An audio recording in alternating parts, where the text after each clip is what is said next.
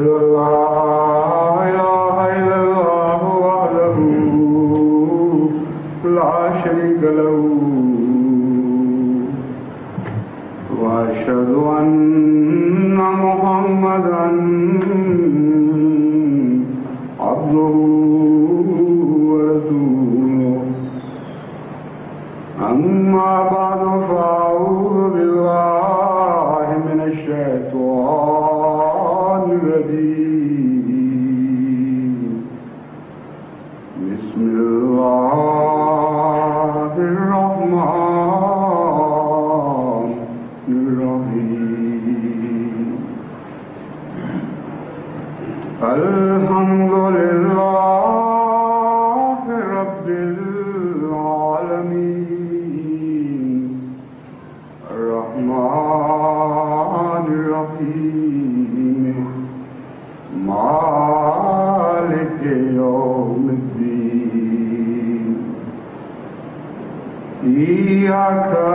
نعبد وإياك نستعين اهدنا الصراط المستقيم صراط الذين أنعمت عليهم غير المغضوب عليهم ولا الضالين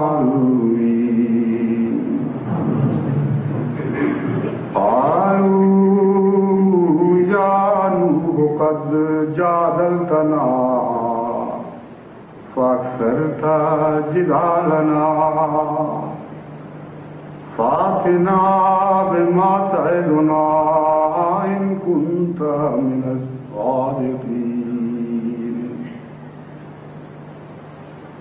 لئن لم تنته يا نوح لتكونن من المرجومين لنخرجنك يا شعيب والذين آمنوا معك من قريتنا أو لتعودن في ملتنا قال ولو كنا كارهين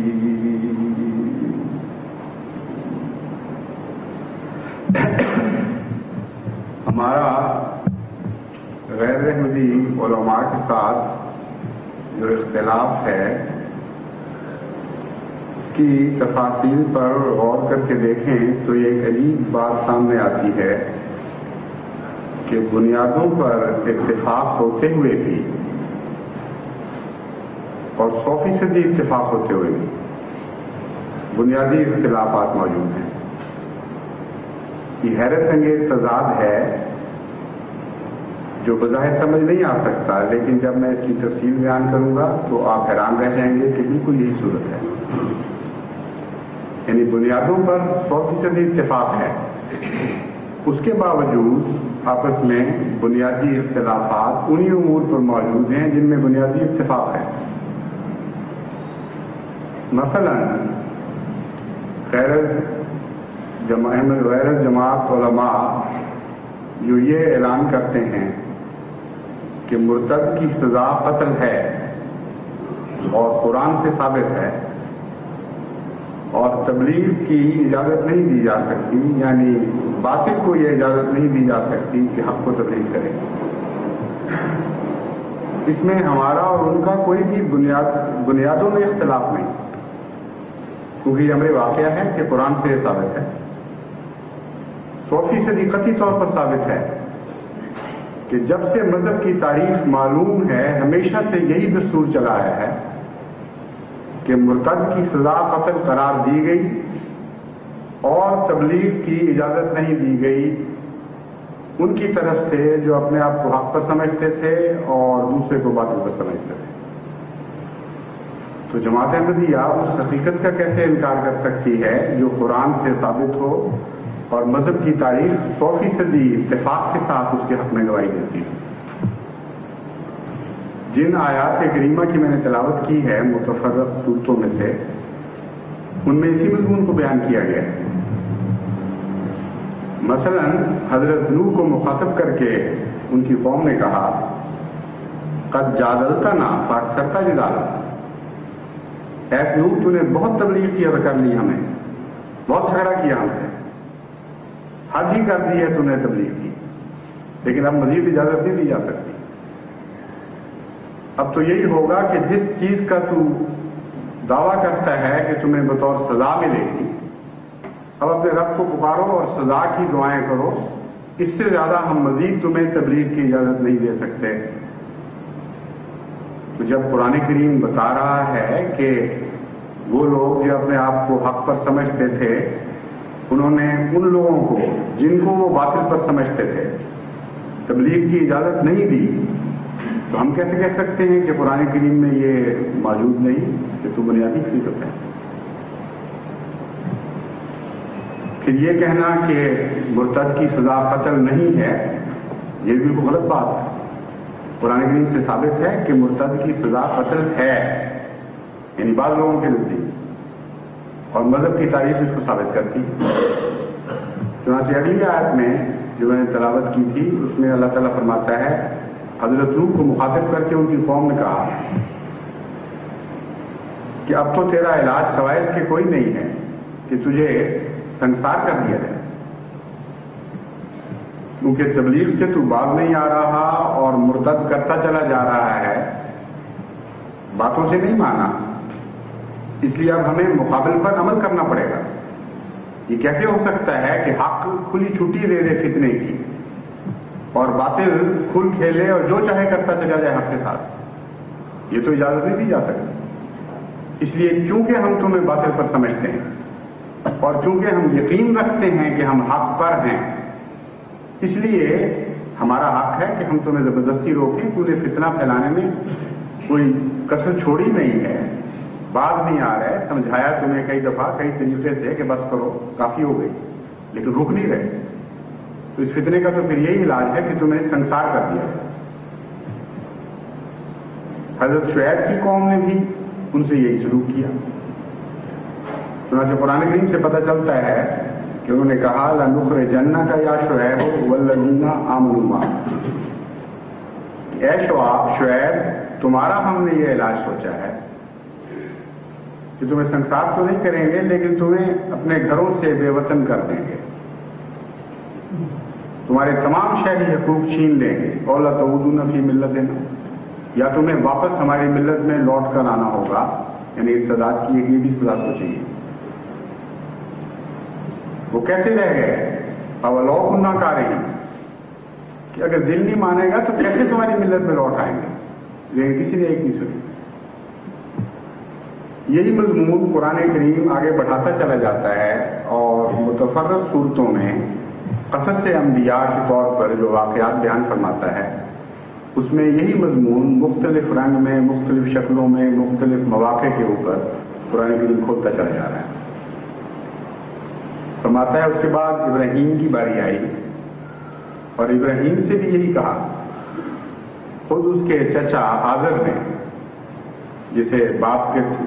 کا بھی مقام حاصل تھا، اس لیے بطور باپ کے اوپر بیان کیا گیا ہے، اس نے یہی کہا کہ تو باز آ جا ورنہ تجھے سنسار کر دیا جائے گا۔ اور پھر یہ بھی کہا ان کی قوم نے کہ تمہارا تو اس کے سوا علاج نہیں کہ جلدی آگ میں جھونک دیا جائے، کیونکہ ارتداد کو کوئی قوم دنیا میں برداشت نہیں کر سکتی۔ کیسے ہو سکتا ہے کہ ملت میں فتنہ برپا کیا جا رہا ہو اور بنیادی امور میں اختلاف ہو، اور پھر جس قوم کو اکثریت حاصل ہے، جس کو طاقت حاصل ہے، وہ آنکھیں بند کر کے اجازت دے دے کہ جو چاہے جتنا چاہے فتنہ پھیلاتا چلا جائے؟ کوئی حد ہونی چاہیے۔ تمہارا علاج اس کے سوا کوئی نہیں کہ تمہیں زندہ آگ میں جلا دیا جائے۔ پھر قرآن کریم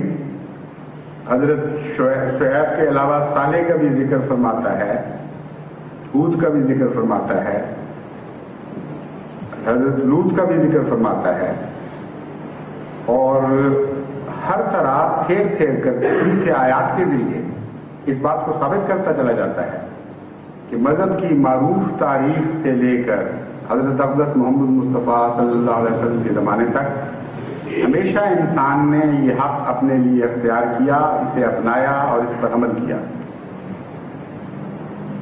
چنانچہ حضرت لوط کو مخاطب کرتے ہوئے ان کی قوم نے جو کہا اس کا ذکر کرتے ہوئے خدا تعالیٰ فرماتا ہے وَمَا كَانَ جَوَابَ قَوْمِهِ إِلَّا أَنْ قَالُوا أَخْرِجُوهُمْ مِنْ قَرْيَتِكُمْ إِنَّهُمْ أُنَاسٌ يَتَطَهَّرُونَ۔ بڑے پاک باز بنے پھرتے ہیں یہ لوگ، لوط اور لوط کے ماننے والے۔ ان کا تو ایک ہی علاج ہے کہ اگر یہ اتنے پاک باز بنتے ہیں تو اپنے شہروں سے ان کو نکال دو اور بے وطن کر دو۔ تو کوئی ایک بھی نبی ایسا نہیں ہے جس کے زمانے میں یہ دونوں واقعات دہرائے نہ گئے۔ بہت سی آیات ہیں، بہت سی آیات میں خدا تعالیٰ کھول کر بیان فرماتا ہے کہ یہ دعویٰ کیا گیا کہ تم باطل پر ہو، ہم حق پر ہیں، ہمارے آباء و اجداد کا مذہب چلا آ رہا ہے، تم نے بدامنی پھیلا دی ہے، تم نے فتنہ و فساد برپا کر دیا ہے، ایک کو دوسرے سے الگ کر رہے ہو۔ ہر قسم کے بظاہر جائز عذر تراشے گئے، لیکن بنیادی دعویٰ یہی تھا کہ وہ انسان جسے اکثریت حاصل ہو اسے یہ لازمی حق ہے کہ اقلیت کو اگر وہ جھوٹ پر سمجھے تو اسے تبلیغ کی اجازت نہ دے، اور اختلاف مذہب کے نتیجے میں نہ صرف جبر کا حق ہے بلکہ اگر کوئی ہماری قوم میں سے نکل کر دوسرے عقیدے میں داخل ہو جائے تو اسے ختم کرنے کا بھی حق ہے۔ حضرت صلی اللہ علیہ وآلہ وسلم کے زمانے میں بھی بیان ہی یہی ہوا، اور قرآن کریم کھول کر اس مضمون کو بیان فرما رہا ہے، اور تاریخ اسلام اس پر خوب تفصیل سے روشنی ڈال رہی ہے کہ یہی دو باتیں آپ کے وقت میں بھی بیان کی گئی کہ تم ہماری ملت سے پھر رہے ہو، اس لیے تمہارا علاج موت ہے، اور ہر قسم کی سزائیں دینا ہمارا حق ہے کیونکہ ہم اپنے آپ کو حق پر سمجھتے ہیں، تمہیں باطل پر سمجھتے ہیں، اور تبلیغ کی اجازت نہیں دی جاتی۔ کسی قیمت پر یہ نہیں ہوگا کہ باطل جو چاہے فساد پھیلاتا پھرے، فتنے کھڑا کرے اور حق چپ کر کے سنتا رہے اور تبلیغ کی اجازت دے دے۔ یہ کیسے ممکن؟ چنانچہ حضرت صلی اللہ علیہ وآلہ وسلم اور آپ کے ساتھی شدید تکلیفوں اور مصائب کے باوجود جب تبلیغ سے رکے نہیں تو وہ مشہور واقعہ جو عام طور پر مسلمان بچوں کو بھی علم ہے وہ پیش آیا کہ ابو طالب کے پاس ان کی قوم گئی اور بڑا واویلا کیا اور کہا کہ دیکھو تمہاری پناہ حاصل ہے تمہارے نتیجے کو، لیکن چونکہ اب فتنہ و فساد کی حد ہو گئی ہے اور ہمارے معبودوں کو وہ گالیاں دیتا ہے، انہیں جھوٹا قرار دیتا ہے، جن کی ہم عزت کرتے ہیں ان کو بے عزت کرتا ہے اور ہماری قوم میں اختلاف پیدا کر رہا ہے، اس لیے اب مزید اس کی اجازت نہیں دی جا سکتی، صرف اس حالت میں وہ یہاں رہ سکتا ہے اب کہ خاموش رہے اور تبلیغ نہ کرے۔ چنانچہ وہ حضرت ابو طالب حضور اکرم صلی اللہ علیہ وسلم کی خدمت میں حاضر ہوئے اور کہا میرے بھتیجے میرے بیٹے اس طرح قوم مجھ سے کہہ رہی ہے، اور صرف یہی نہیں کہہ رہی بلکہ وہ اس پیشکش کے ساتھ کچھ مراعات بھی تمہیں دینا چاہتی ہے، اور پیغام یہ ہے کہ اگر تم یہ چاہتے ہو کہ عرب کا بادشاہ بن جاؤ،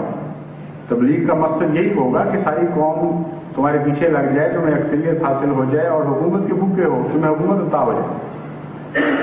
تو تبلیغ چھوڑ دو، حکومت ہم تمہیں دیتے ہیں۔ یہ کون سی بات ہے؟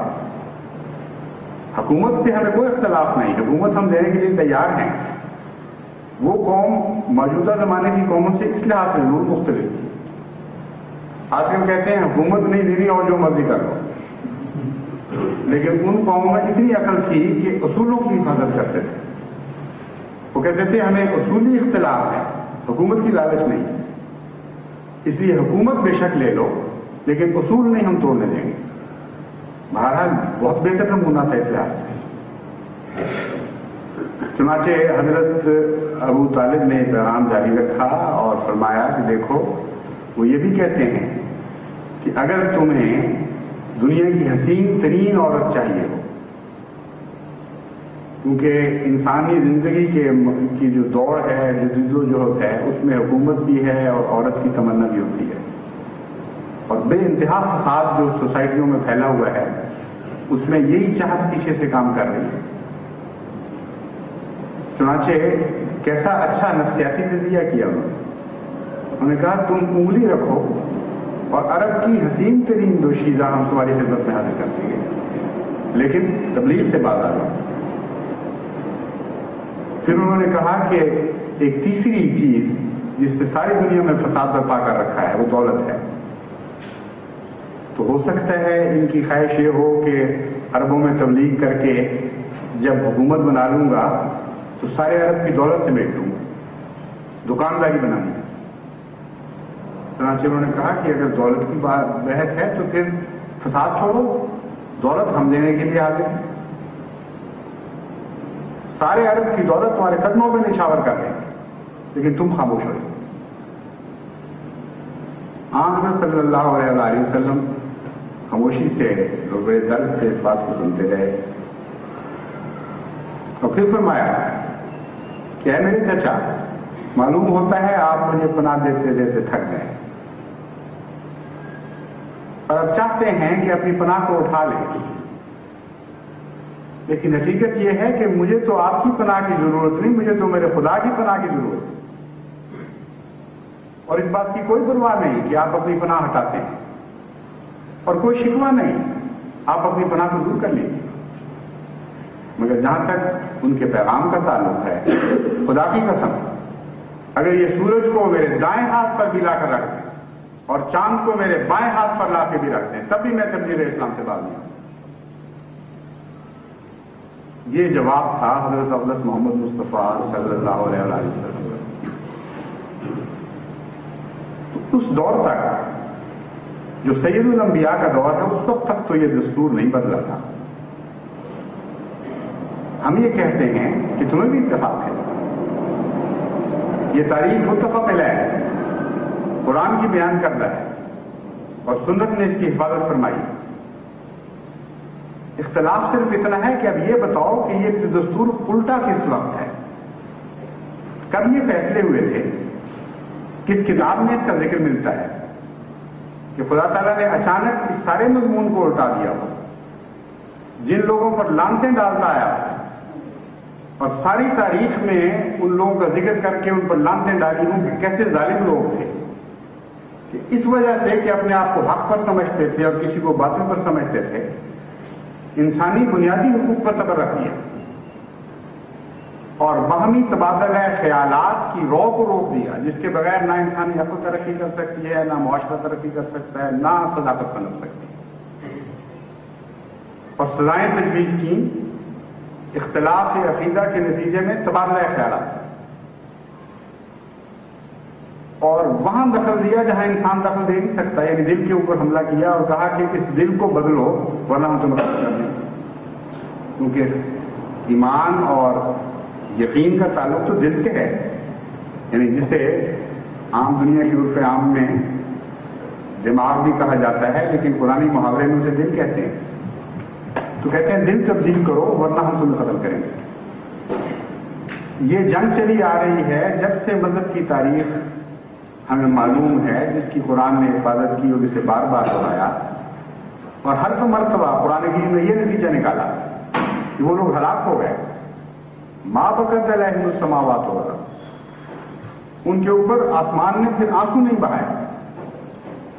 اس طرح ان کو صفحہ ہستی سے مٹا دیا گیا کہ ان کے نشان مٹ گئے ان دو جرائم کے نتیجے میں کہ وہ تبلیغ سے روکتے تھے اور قتل مرتد کا عقیدہ رکھتے تھے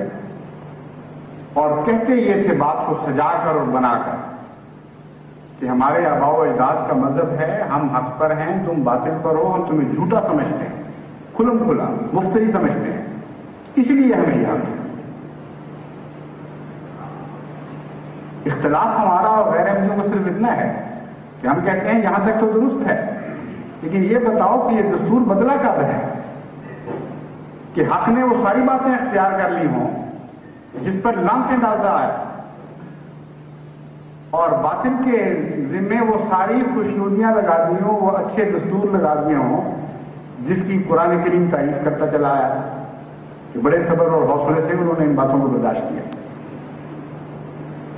وہی بات ہے کہ پر تیرے عہد سے آگے تو یہ دستور نہ تھا، اور پرانی قومیں قیامت کے دن خدا کو مخاطب کر کے کیا یہ نہیں کہیں گی اے خدا تیرے قرآن میں جو سب سے اعلیٰ کتاب بیان کی گئی، سب سے کامل کتاب جسے کہا گیا، اس نے تاریخ میں ہمارا ذکر کیا اور ان دو عقیدوں کی بنا پر ہم پہ لعنتیں ڈالی، اور پھر کیا واقعہ ہو گیا کہ نعوذ باللہ من ذالک سید ولد آدم کے مذہب کو تو نے خود ویسا ہی بنا دیا جس پر تو لعنتیں ڈالتا چلا رہا۔ اس سے بڑا ظالمانہ الزام حضور اقدس صلی اللہ علیہ وآلہ وسلم کے پاک مذہب پر نہیں لگایا جاتا۔ اس لیے دل آزاری ہماری ہوتی ہے نہ کہ ان کی۔ تبلیغ سے دل آزاری کی کوئی سند قرآن کریم میں موجود نہیں، لیکن یہ ظالمانہ فعل کہ سید ولد آدم جس کا مذہب سب سے زیادہ پاک، سب سے زیادہ حسین، جو رحمت للعالمین ہو اور اس کا مذہب بھی تمام رحمت کی رحمت ہو، اس پر یہ الزام کہ اس نے از خود سارے زمانے کے دستور کو بدل کر مکروہ چیزیں نعوذ باللہ اپنے پلے میں رکھ لی اور جو حسین چیزیں تھیں وہ دشمن کے ہاتھ میں پکڑ لی۔ اتنا جاہلانہ تصور ناممکن ہے کہ حضرت صلی اللہ علیہ وسلم سے سچی محبت ہو اور پھر بھی وہ اختیار کر۔ جہالت کی بھی تو کوئی حد ہونی چاہیے، لیکن یہ بھی نہیں سوچتے کہ قرآن کریم ان معنوں میں بھی کامل کتاب ہے کہ جو وہ تعلیم دیتی ہے اس کے برعکس پر عمل ممکن ہی نہیں، یعنی اختیار کی بات نہیں رہتی انسان کے لیے۔ رشد اس کو کہتے ہیں کہ ایسی تعلیم جس کا انکار کرنے کی تو تمہیں اجازت ہوگی، لیکن جب تم اس پر عمل کرنے لگو گے تو بے بس پاؤ گے اپنے آپ کو، بے اختیار ہو جاؤ اور کوئی چارہ نہیں رہے۔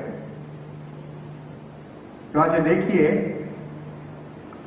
قتل مرتد کے عقیدے کے نتیجے میں کیا نتیجہ پیدا ہوتا ہے۔ بالکل برعکس نتیجہ ان مقاصد کے برعکس پیدا ہوتا ہے جن مقاصد کے نام پر قتل مرتد کا عقیدہ جاری کیا گیا۔ یعنی اس لیے کہا گیا قتل مرتد جائز ہے کہ حق کی حفاظت کی جائے اور جھوٹ کو اور باطل کو اپنی سوسائٹی سے باہر نکال کے پھینک دیا جائے۔ یہ دعویٰ ہے۔ اگر یہ دعویٰ سچا ہے تو قتل مرتد کے عقیدے پر عمل کر کے دیکھیں کہ نتیجہ کیا نکلتا ہے۔ ظاہر بات ہے بالکل معمولی سی عقل بھی رکھتا ہو انسان تو اسے بات سمجھ آ جائے گی کہ جس سوسائٹی میں قتل مرتد کا عقیدہ رائج کر دیا جائے وہاں جو لوگ صادق القول ہیں اور جو اپنے ظاہر و باطن میں ایک ہیں ان میں کوئی نفاق نہیں اور وہ سچائی کی خاطر ہر قربانی دینے کے لیے تیار ہے، ایسے وہ لوگ جو انسانیت کا خلاصہ ہیں یہ سارے قتل کر دیے جائیں، کیونکہ ایک بھی ان میں سے پیچھے نہیں ہٹے۔ وہ کہے گا کہ سچ کے نام پر میں سچ کا انکار کیسے کر سکتا ہوں، کیونکہ میرا دل کہتا ہے کہ یہ بات درست ہے، کہ تم بے شک اسے باطل سمجھو، میں جب تک درست سمجھتا رہوں گا اس وقت تک میرے لیے ممکن نہیں ہے کہ میں اسے جھوٹ کہہ دوں۔ یہی وہ جواب تھا شعیب کا اولو کننا کہا نہیں کہ احمد کو دعویٰ وہ کر بیٹھے جس پر عمل کروا ہی نہیں سکتے، ہمارے دل ہی نہیں مان رہے تو کیسے تلوار سے دل منوا لو گے؟ بس تمام وہ لوگ جو سچے ہیں اپنے قول اور فعل میں اور ان کے کردار میں کوئی تضاد نہیں،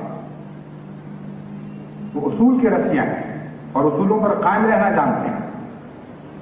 ایسی سوسائٹی میں ان کا قتل عام رہے گا تو ایک دن کے لیے۔ اور وہ جو جھوٹے ہیں، بد کردار ہیں، بد کردار ہیں، جو منافق بننا پسند کرتے ہیں اپنے لیے، اور اصولوں کی کوئی قیمت نہیں ہے، وہ سارے کے سارے قتل مرتد کے نتیجے میں اس سوسائٹی میں لوٹ جائیں گے جس کی طرف ان کو بلایا جا رہا ہے۔ اعلان یہ ہو رہا تھا کہ حق کی حفاظت کی خاطر باطل کو مٹانے کے لیے ہم نے یہ فیل کیا، نتیجہ یہ نکلا کہ حق کو مٹا دیا اور باطل کو بھی سینے سے لگا دیا اور منافقت کی پرورش کی۔ قرآن کریم نے انبیاء کے آنے کی غرض یہ بیان فرمائی کہ یمیز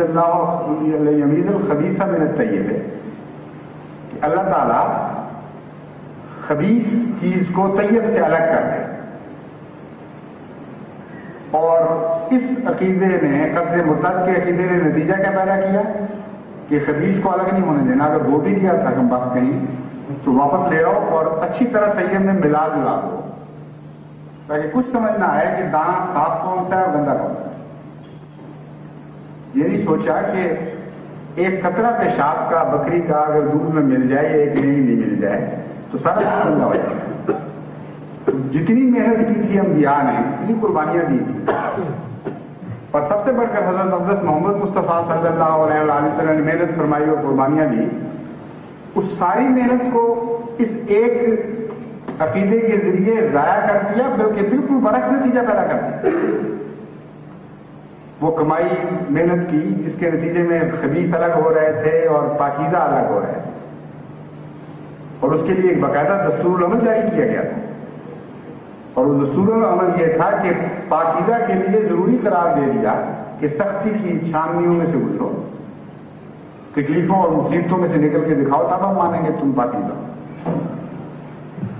اور جو خبیث تھے ان کے لیے یہ دستور العمل مقرر فرمایا کہ تم پر کوئی حرج نہیں، تم زندگی کی عیش کرو، جو چاہو لذتیں حاصل کرو، اور تمہیں قربانی پیش کرنے کی ضرورت نہیں۔ ہاں اگر فساد برپا کرنا ہو تو پیسے لے کر کسی سے بے شک کرو، کھلی چھٹی، لیکن جن کو ہم طیب بنانا چاہتے ہیں ان کے لیے یہ دستور ہے کہ وہ قربانیاں بھی دیں اور پھر پیسے بھی ساتھ خدا کی راہ میں خرچ کریں، غریب ہوتے ہوئے بھی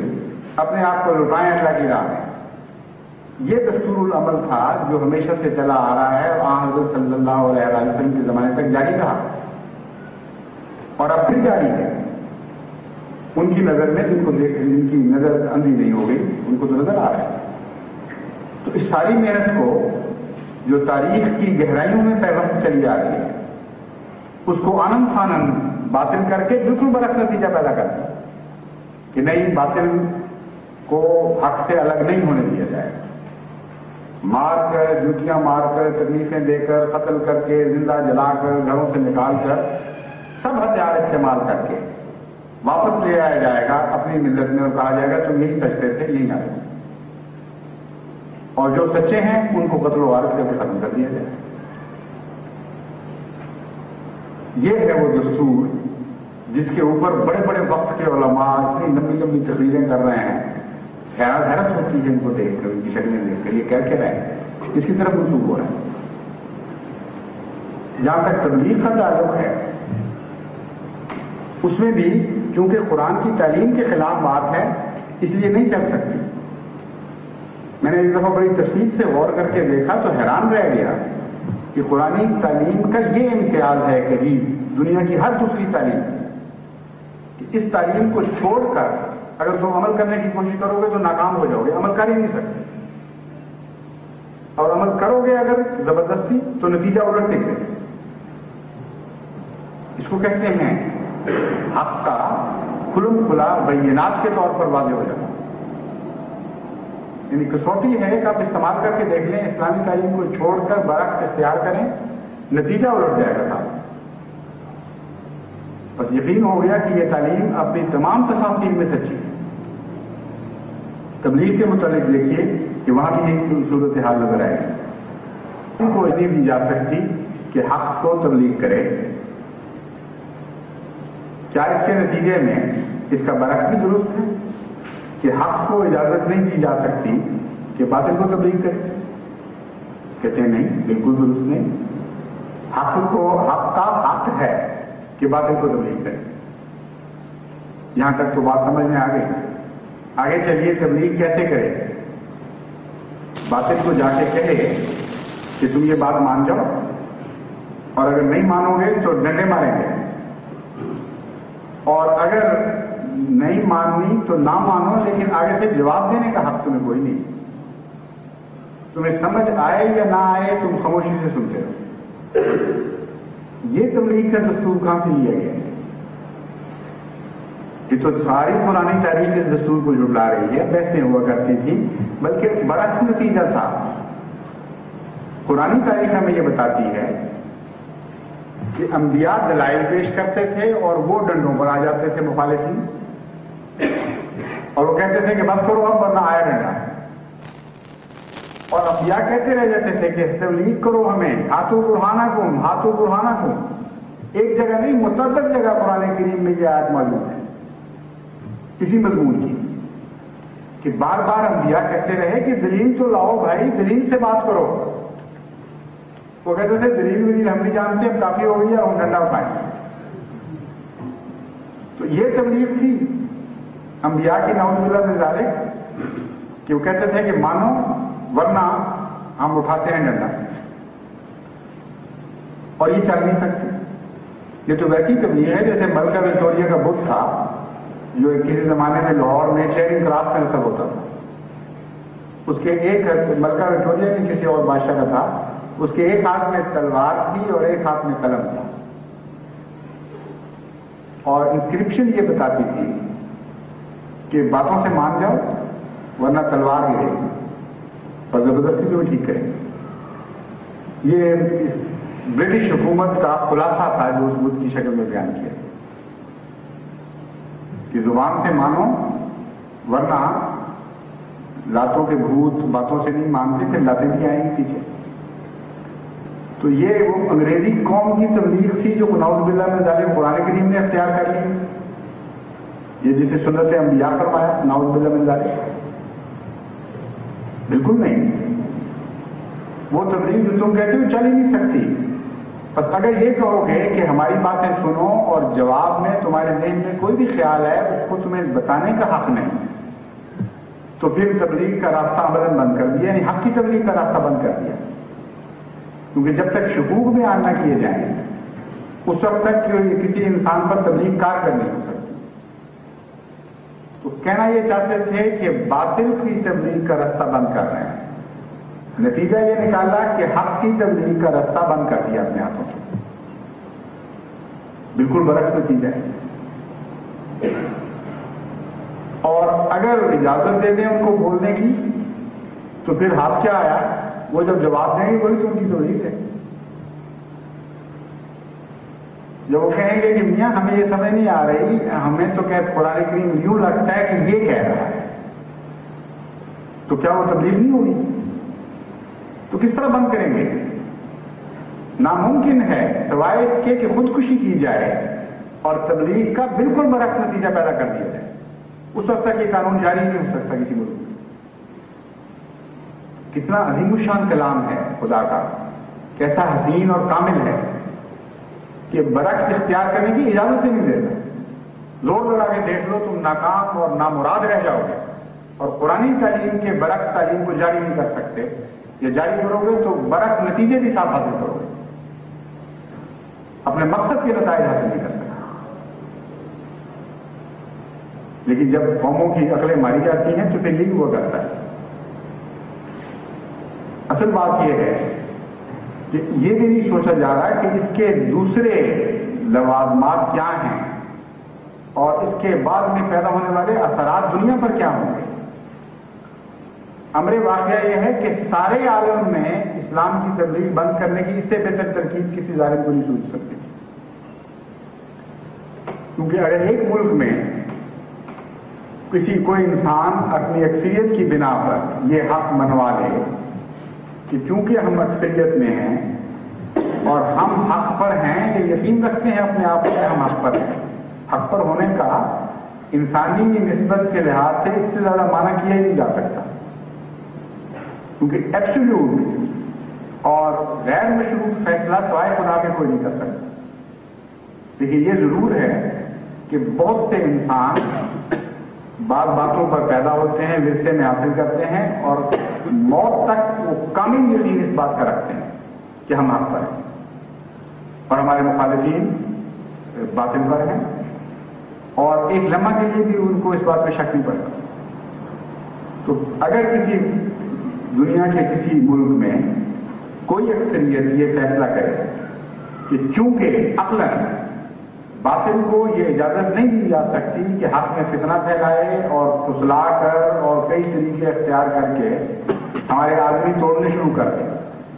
اور اقلیت کو اکثریت میں بدلنے لگ جائے، یہ ملک میں اتنا بڑا فتنہ کسی نظریاتی مملکت میں برداشت نہیں کیا جا سکتا۔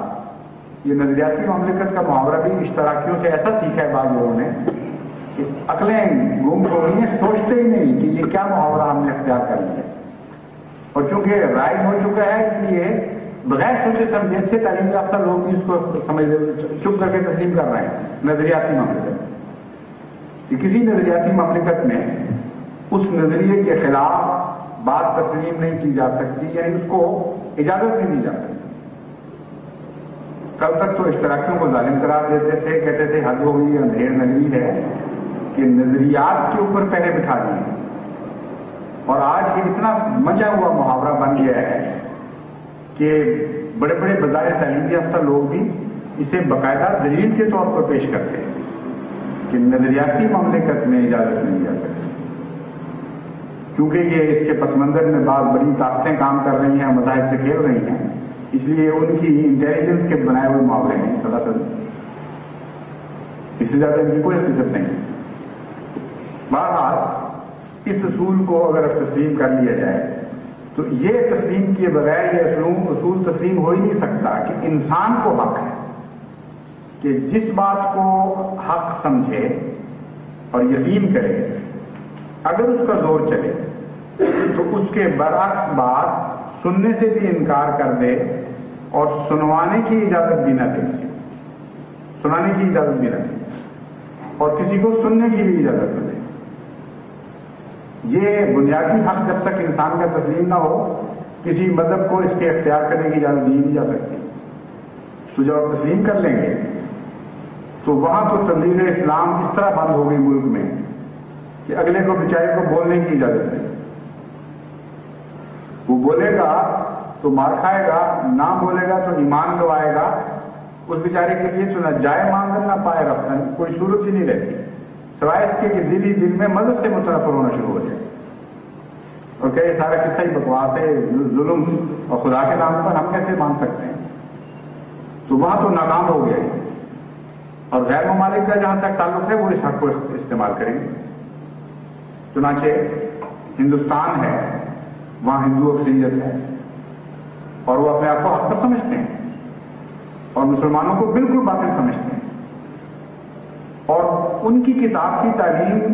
ہماری کتاب کی تعلیم سے مختلف ہے۔ وہ بگڑی ہوئی تعلیم جو انہوں نے ورثے میں پائی ہے اس کی روح سے تو ہر غیر کو انتہائی ظالمانہ تکلیفیں دے کر ختم کرنا مدعین ثواب ہے۔ یہ عجیب بات ہے کہ اس کو اپنا لیا گیا ہے وہاں سے اور اختیار کیا جا رہا ہے، لیکن میں قرآن کا مقابلہ کر رہا ہوں۔ اگرچہ آج کل بعض مسلمان کہلانے والوں نے بھی یہ ہندو تعلیم اپنا لی ہے، لیکن قرآن میں اس کا ذکر نہیں۔ اس لیے جب میں کہتا ہوں کہ قرآن کے مقابل پر ان کی یہ ظالمانہ تعلیم ہے تو بالکل درست کہہ رہا ہے۔ بہرحال ان کو حق ہے، اور اگر وہ اس حق کو استعمال کریں تو چند نفوس کو تباہ و برباد کرنے کے نتیجے میں 14 کروڑ مسلمانوں کے لیے ہلاکت کے سامان پیدا کر دو گے اور جائز حق دے دو گے ظاہر قوم کو۔ میں نے یہی سوال جو 1953 کی تحقیقاتی عدالت تھی اس میں جسٹس منیب میں مولانا مودودی صاحب سے کیا، اور بڑے ذہین آدمی تھے، ان کی بات بڑی باریک دین نظر تھی ان کی۔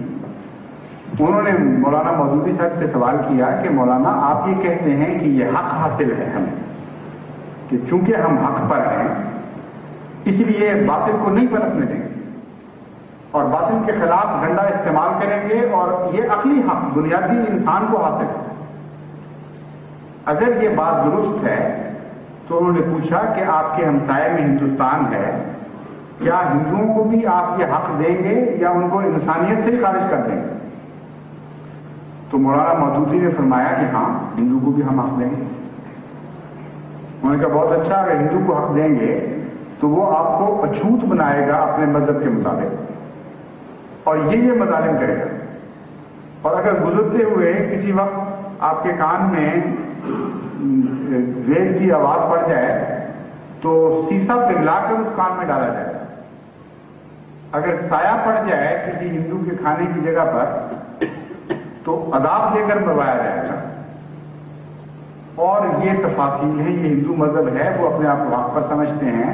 تو کیا آپ کے نزدیک یہ ٹھیک ہے؟ انہوں نے کہا بالکل درست ہے، ہمیں کوڑی کی بھی پرواہ نہیں کہ ہندوستان کے مسلمانوں پر اس سے کیا ظلم ہوتے ہیں، ہم تو قائم رہیں گے اس بات پر۔ یہاں پہنچ جاتا ہے انسان جب حق کو چھوڑتا ہے۔ بس قرآن کریم کی تعلیم اپنے حسن کو زور سے منواتی ہے، یعنی زور دلیل سے، عقل کی قوت سے، اور بے اختیار کر کے رکھ دیتی ہے مقابل کے باطل کو، اس کا پیش ہی نہیں جانے دیتی۔ جب ایک غلط قدم اٹھا لیں گے تو مقابل پر غلط قدم اٹھتے اٹھتے بالکل برعکس نتائج پیدا ہوں گے۔ مسلمان قوم کی حفاظت کی بجائے مسلمان قوم کی ہلاکت کے سامان پیدا کر لیں گے اگر آپ قرآن کی تعلیم سے پیچھے ہٹیں گے، اور ساری دنیا میں اسلام کی تبلیغ بند، کیونکہ ریسیپروکل بیسس سے کام چلتا ہے آج کل، پہلے بھی چلا کرتا تھا، اب بھی چلتا ہے، آئندہ بھی یہی ہوگا۔ جب ایک قوم میں کسی دوسرے نظریہ کے حقوق کو تلف کیا جائے تو دوسری قوم وہ انہی حقوق کو خود استعمال کرتی ہے پھر دوسرے کے مقابلے۔ تو اس سے زیادہ ظالمانہ اسکیم، ایسی خوفناک سازش جس دماغ میں آئی ہے یا جن دماغوں میں جس نے پرورش پائی ہے، ان پر تو بعد میں اگر وہ اجازت دیں تو ڈسیکشن ہو کر معلوم کرنا چاہیے کہ کس نو کے وہ دماغ تھے۔ ہر بات میں الٹ خودکشی کا اس سے زیادہ خوفناک طریقہ سوچا ہی نہیں جاتا، اور پھر قرآن کی طرف منسوخ کیا جائے، نعوذ باللہ من ذالک، رسول اکرم صلی اللہ علیہ وسلم کی طرف منسوخ کیا جائے۔ تو جب یہاں تک دستور پہنچ جائے تو پھر واقعہ وہی بات رہتی ہے کہ اب تم چھوڑ دو اس بات کو، اب خدا سے وہ مانگو جس کا تم ہم بات حوالہ دیا کرتے ہیں۔ اس بات میں جیسا کہ میں نے بیان کیا ہے، پرانی قومیں عقل کے لحاظ سے بہتر تھیں کئی باتوں میں، بعض نتیجے وہ بالکل درست نکالتے تھے۔ وہ کہتے تھے جب ہم نے حد ہی کر دی ہے اب ظلم کی تم پر، تو اب اس کے سوا راستہ ہی کوئی نہیں رہا کہ تم جس خدا کی طرف منسوب ہوتے ہو، جس کے برتے پر ناچ رہے ہو اور ایسی بڑی بڑی باتیں کرتے ہو، پھر اس کو بلاؤ، اب تو ہمارا فیصلہ وہی کرے گا۔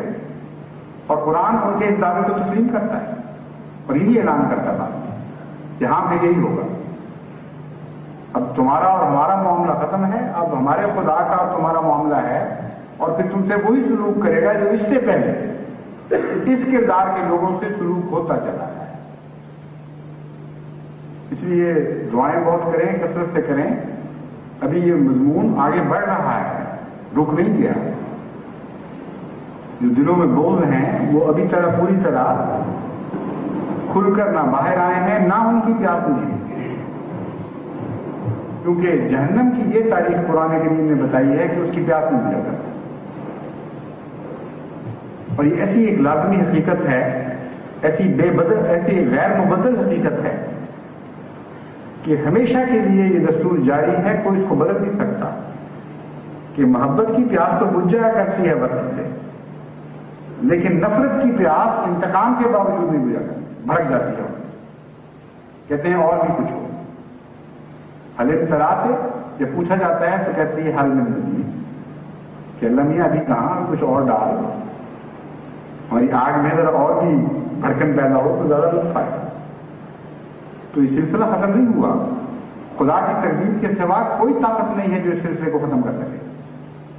اس لیے بار بار گیری اوزاری کے ساتھ خدا کی طرف جھکے اور جھکتے چلے جائیں، اور بے صبری نہ دکھائیں، کیونکہ بے صبری دعاؤں کو کاٹ دیا کرتی ہے، اور بے صبری ہمیشہ کفر پر منتج ہو جایا کرتی ہے، اور پھر ایسے بڑے بول انسان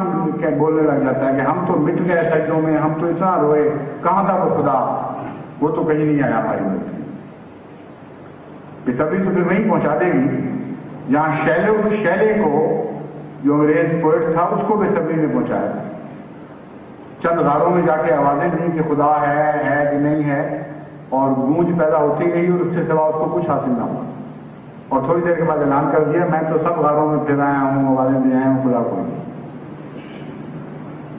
تو مومن کے لیے بےصبری ایک ذہن قاتل کا حکم رکھتی ہے. اسی لیے قرآن کریم میں بے انتہا صبر پر زور دیا ہے. صبر کے ساتھ دعائیں کرتے چلے جائیں اور یہ فیصلہ کر لیں کہ اگر ہمیں 1000 سال کی بھی زندگی ملے، اور نعوذ باللہ اللہ تعالیٰ نے 1000 سال سے لمبی آزمائش ہماری مقدر کر دی،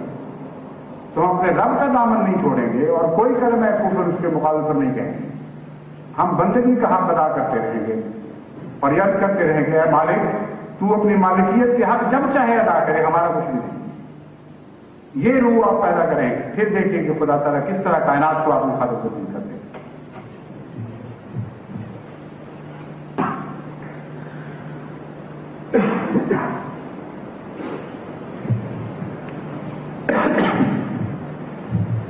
الحمدللہ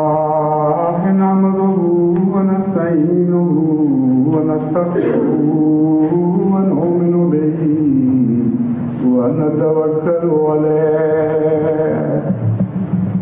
ونعوذ باللہ من شرور انفسنا ومن سیئات اعمالنا من یهده اللہ فلا مضل له ومن يضلل فلا هادي له ونشهد ان لا اله الا الله وحده لا شريك له ونشهد ان محمدا عبده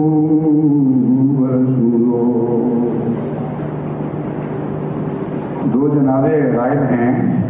جو نماز کے بعد پڑھے جائیں گے، یعنی نماز عصر کے بعد. آج چونکہ خدام کا اجتماع ہے اس لیے آج انشاءاللہ جمعے کے ساتھ عصر کی نماز جمع ہو جائے گی، اور اس کے بعد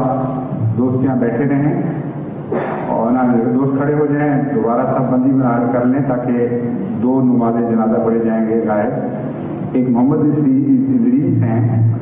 جو پرانے صدر انجمن کے ایک ڈرائیور تھے، محمد اسماعیل صاحب، بڑے مخلص تبلیغ کا بڑا شوق رکھنے والے.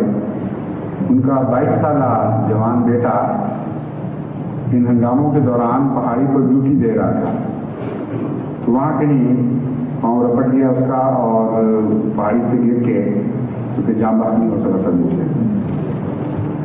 تو یہ بھی شہادت کا ایک رنگ ہے اور یقیناً شہادت کا رنگ ہے. دوسرے ہمارے کراچی کے بہت پرانے خادم سلسلہ عبدالرحیم صاحب مدہوش، وہ بھی ایک حادثے میں وفات پا گئے، کیونکہ خدمت دین میں ان کو ایک نمایاں حیثیت حاصل رہی ہے. بہت پرانے کراچی کے خادموں میں سے سب سے اول میں تھے، اس لیے ان دونوں کی نماز جنازہ عصر کے بعد ہوگی. اور عصر کے بعد یہ جو ہمارے خدام یا انصار باہر سے تشریف لائے ہوئے ہیں،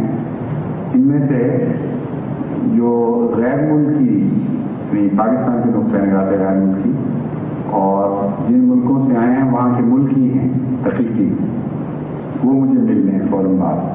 باقی پھر انشاءاللہ دوبارہ ملاقات ہوگی لیکن ایک دفعہ ہم سے مسافہ ہو جائے. یعنی جرمنی سے آنے والے جرمن، اگر ڈینمارک سے کوئی ڈین آیا ہوا ہے تو وہ بھی، اگر سویڈن سے کوئی سویڈ آیا ہوا ہے تو وہ بھی یہ میری مراد ہے، وہ بھی نماز کے فوراً بعد یہاں ملنے میں رستہ بنایا جائے، یہاں کھڑا کر دیں. عباد اللہ رحمہ اللہ ان اللہ یامر بالعدل والاحسان وایتاء ذی القربی وینہی عن الفحشاء والمنکر والبغی یعظکم لعلکم تذکرون